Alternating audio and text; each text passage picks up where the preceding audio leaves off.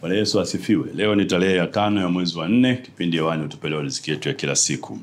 Jana nilikuwa nakusemesha msingi wa utoaji wa 7, ambao eneo la 7 ambalo fedha imejificha, ambao tulisema ni utoaji.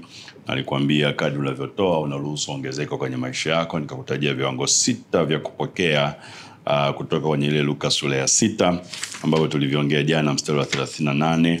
Ya kwamba kadri unavyotoa unapokea ongezeko. Kuna viwango 6 vya kupokea. Jana nilikwambia sema wapeni watu vitu, na ukishatoa hivyo vitu vyako kuna viwango 6 vya kupokea. Unapewa kwa kipimo cha kujaa, kwa kipimo cha kushindiliwa, kwa kipimo cha kusukwa, kwa kipimo cha kumwagika, na 6 watu watawaleteni vitu kifuani mwenu. Kwa hiyo kadri unavyotoa unaruhusu ongezeko kwenye maisha yako.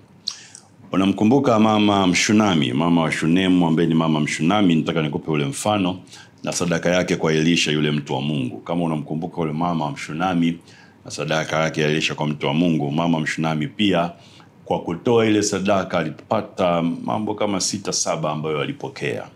Utoaji ni ongezeko. Yule mama alipata ongezeko la maeneo kama 6 au 7 ya maisha yake kwa sadaka yake kwa Elisha. Ngoja nikusomee ile habari alafu nikuonyeshe. Kusomea hii habari. Wafalme wa pili sura ya 4. Wafalme wa pili sura ya 4 mstari wa 8 hadi wa 10 inasema, hata ikawa siku moja Elisha alikwenda Shunem, na huko kulikuwa na mwanamke mmoja mwenye cheo, naye akamshurutisha aje ale chakula. Ikawa kila alipopita njia ile huingia kula chakula. Yule mwanamke akamwambia mumewe, tazama, mimi naona ya kuwa mtu huyu apitaye kwetu mara kwa mara ni mtu mtakatifu wa Mungu.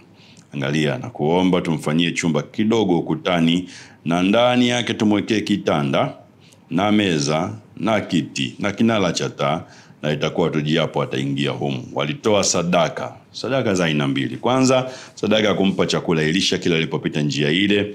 Pili, sadaka ya kumjengea chumba cha kupumzika na kumtafuta Mungu. Kile chumba kilikuwa cha kupumzika na kumtafuta Mungu. Nasema umejuaje?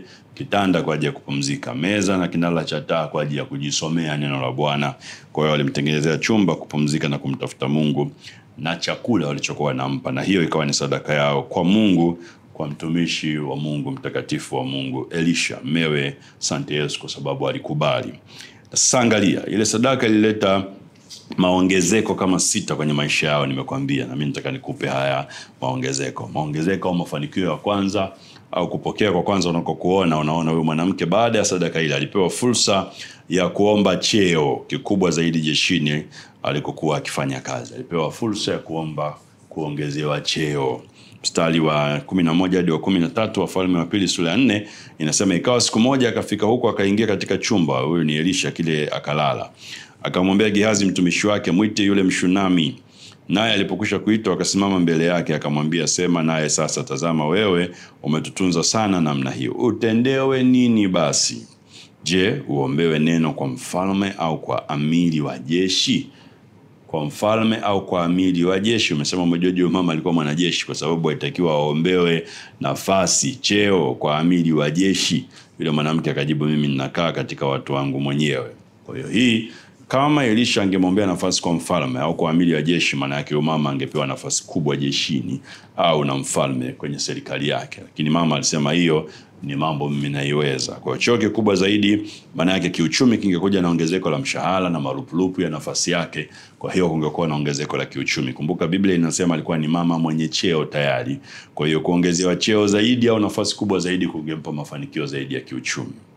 Hiyo ni fursa ya kwanza ambayo unaiona kwa utoaji wake. Fursa ya pili, mama aliombewa apate mtoto na akapata. Wafalme ile wa pili sura ya 4 mstari wa 14-17 akasema, basi atendewe nini? Gehazi akajibu, hakika hana mwana na mumewe ni mzee. Akamwambia kamwite. Naye alipokwisha kuitwa akasimama mlangoni, akasema, panapo wakati huu mwakani utamkumbatia mwana. Akasema, la bwana wangu, wewe mtu wa Mungu, usiniambie mimi mjakazi wako uongo. Yule mwanamke akachukua mimba, akazaa mtoto mume wakati huo mwakani, kama Elisha alivyomwambia. Huu ulikuwa muujiza. Kwa nini? Biblia haikuacha kutuambia mumewe alikuwa ni mzee. Maana yake alikuwa amekoma kutungisha mimba. Kama vile habari ya Ibrahim na Sarai, walikuwa wamekoma kutungisha mimba. Walikuwa ni matajiri lakini hawakuwa na mrithi, maana hawakuwa na mwana.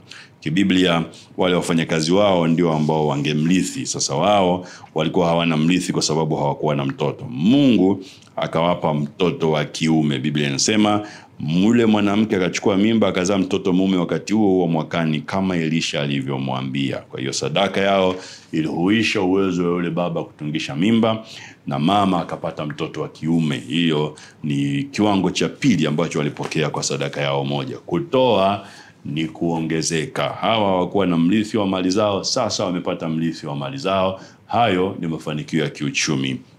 Jambo la tatu, au mafanikio ya tatu ambayo nataka uyaone, mtoto alipokufa, sadaka ile ilileta ufufuo wa yule mtoto. Mtoto alipokufa, ile sadaka ilileta ufufuo. Ukisoma sura ya 4 Wafalme wa Pili mstari wa 18 hadi wa 37, utaona yule mtoto alikufa. Alipoenda kwa wavunao akafa, na alikufa kichawi. Ukisoma yale maandiko, wale wavunao ni kama walimloga akafa. Unasema umejuaje?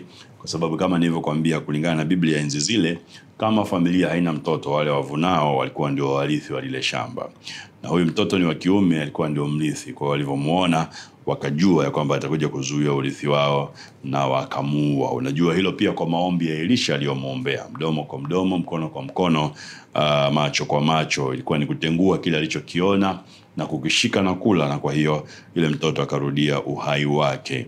Biblia inatuambia Elisha alienda akamuombea yule mtoto, na yule mtoto akafufuka. Alimuombea mara 2, akapiga chafya mara 7, yule mtoto akafufuka. Huyu alikuwa ndiye mrithi. Na ukisoma Wafalme wa Pili sura ya 8 mstari wa 5, unamuona mama Mshunami kwa fahari akimletea huyo mtoto mbele ya Gehazi, na mfalme anamleta kwamba huyu ndio yule mtoto aliyekuwa amekufa na sasa amefufuliwa. Kwa hiyo sadaka ya mama Mshunami ilileta ufufuo wa mtoto, kwa sababu alimwambia Elisha, usinitanie, usiniambie uongo. Mtoto alivyokufa akamfuata, akamwambia usimtume Gehazi, wewe inatakiwa twende, kwa sababu ndio uliniambia mtoto, mimi sikutuma uniambie mtoto.